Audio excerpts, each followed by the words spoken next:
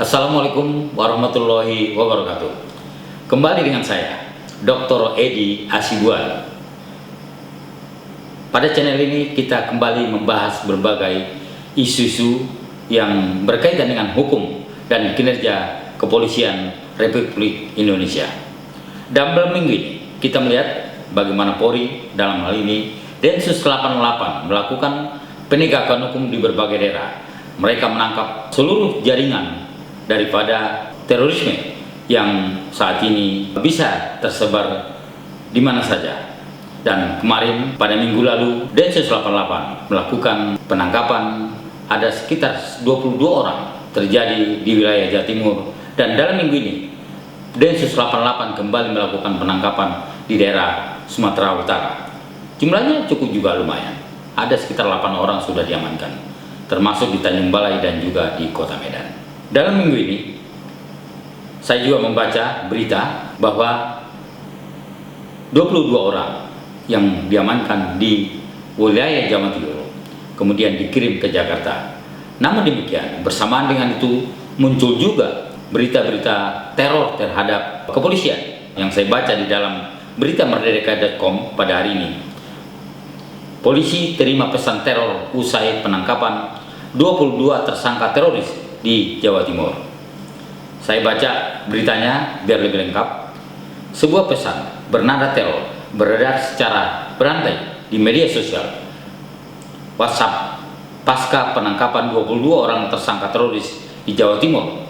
Dalam pesan tersebut, teror ditujukan secara tersirat pada aparat kepolisian.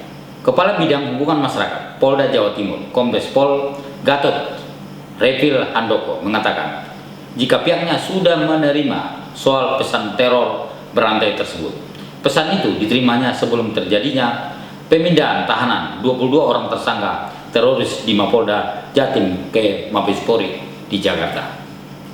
Melihat teror ini, tentu saja memang ini membuat kita prihatin, membuat kita semua resah. Termasuk juga kalau kita lihat, tentu saja ini akan menjadi ancaman terhadap penegak hukum yang sudah bekerja keras di dalam hal memberikan perlindungan kepada masyarakat, yang terus menjaga masyarakat dari ancaman terorisme. Kita melihat bahwasanya Densus 88 dalam siang malam melakukan tugasnya untuk menjaga masyarakat, untuk melindungi masyarakat. Dan saya kira apapun juga alasannya, masalah ancaman terorisme ini adalah menjadi tanggung jawab kita semua. Bukan hanya menjadi tanggung jawab daripada kepolisian, bukan hanya menjadi tanggung jawab daripada TNI yang ikut membantu polisian, tetapi juga masyarakat harus ikut serta di dalam hal memberikan informasi apapun, sekecil apapun, untuk disampaikan kepada aparat penegak hukum.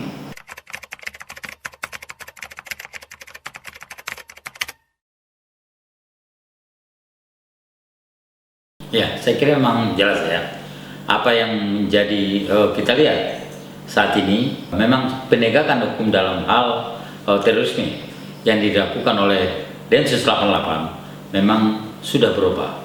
Kenapa? Karena saat ini kalau kita lihat banyak penegakan hukum dilakukan, tetapi dilakukan secara penindakan yang soft approach ya, pendekatan yang lembut dan humanis ya, dan tidak menggunakan sama sekali menggunakan hard approach ya, atau menggunakan menurunkan kekuatan yang lebih besar atau dilakukan secara terbuka ya. Saya kira inilah yang membedakan bagaimana penegakan masa lalu dengan saat ini. Sehingga kalau kita lihat saat ini, Densus 88 banyak melakukan penegakan hukum, banyak melakukan penangkapan di mana saja ya, termasuk kalau kita lihat kemarin di daerah Jawa Timur ya, dan saat ini ada di Sumatera Utara. Dan itu dilakukan secara soft ya, pendekatan yang sangat lembut dan tidak banyak menimbulkan gejolak. Dan tentu saja dengan tindakan-tindakan seperti ini akan mengurangi kecurigaan masyarakat bahwasanya ada tuduhan dengan pelanggaran HAM. Apalagi misalnya kalau kita lihat di berbagai negara-negara dunia bahwasanya menggunakan kekuatan besar, seperti misalnya di Amerika dan juga Inggris yang masa lalu menggunakan kekuatan militer, tidak juga memberikan suatu penyelesaian.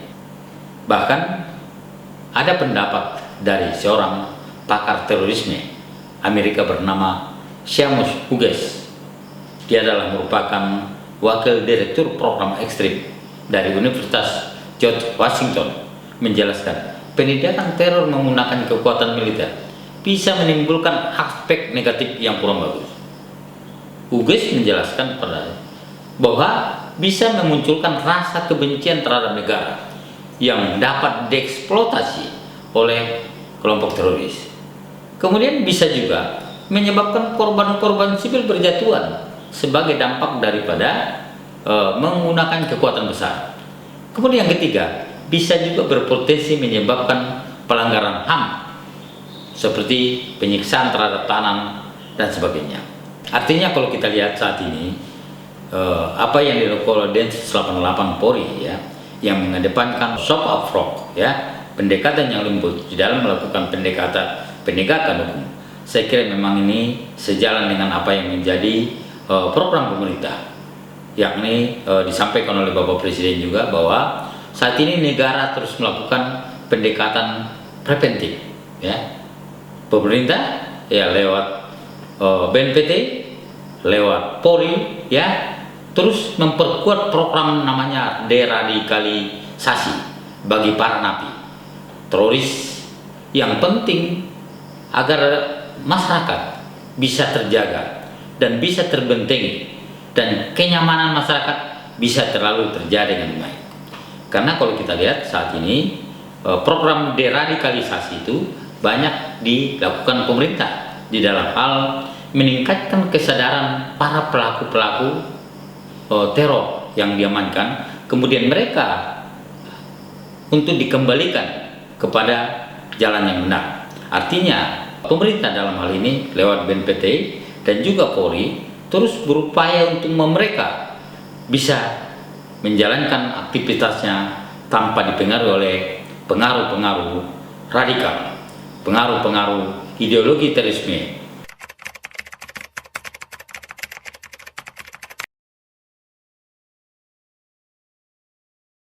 Ya, kalau kita lihat apa yang terjadi pada tahun 2020 kemarin ya, banyak sekali, kalau nggak salah ada sekitar 228 pelaku teror yang diamankan oleh Polri, dalam hal ini Densus 88. Bahkan untuk 2021 ini saja kalau kita lihat ada sekitar 22 di Jawa Timur. Kemudian minggu kemarin itu ada sekitar 8 orang ditangkap di Sumatera Utara, yakni di Tanjung Balai dan Medan. Ada sejumlah barang bukti yang kalau kita lihat antara lain adalah ada buku dengan koper Imam Samudra dan Nadi Gubron atau Muglas, adalah pelaku-pelaku bom masa lalu. Kemudian juga ada buku Tarbiyah, Jihadiyah, dan Wasiat Syuhada.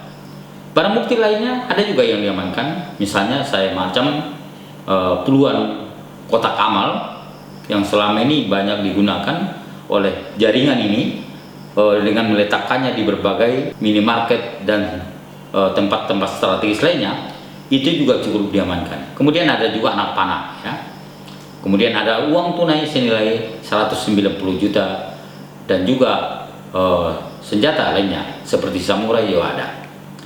Kalau dilihat daripada pansus penangkapan kemarin, ke-22 orang ini menamakan dirinya sebagai kelompok PAHI, di mana mereka memang terafiliasi dengan kelompok terorisme Jemaah Islamiyah. Mereka ditangkap di berbagai daerah. Kemarin itu yang seperti kita lihat adalah ada yang ditangkap di Surabaya, ada yang ditangkap di Sidoarjo, kemudian ada juga yang ditangkap di Mojokerto, Bojonegoro, dan juga ada di Malang ya. Dan tentunya ini sangat memprihatinkan kita semua, karena bagaimanapun juga dengan adanya beredarnya para pelaku-pelaku teror ini tentunya memang bisa mengancam keamanan negara ya. Saya kira dalam hal ini kita minta Polri terus bekerja untuk melakukan pengawasan ya, untuk memberikan pengamanan kepada masyarakat.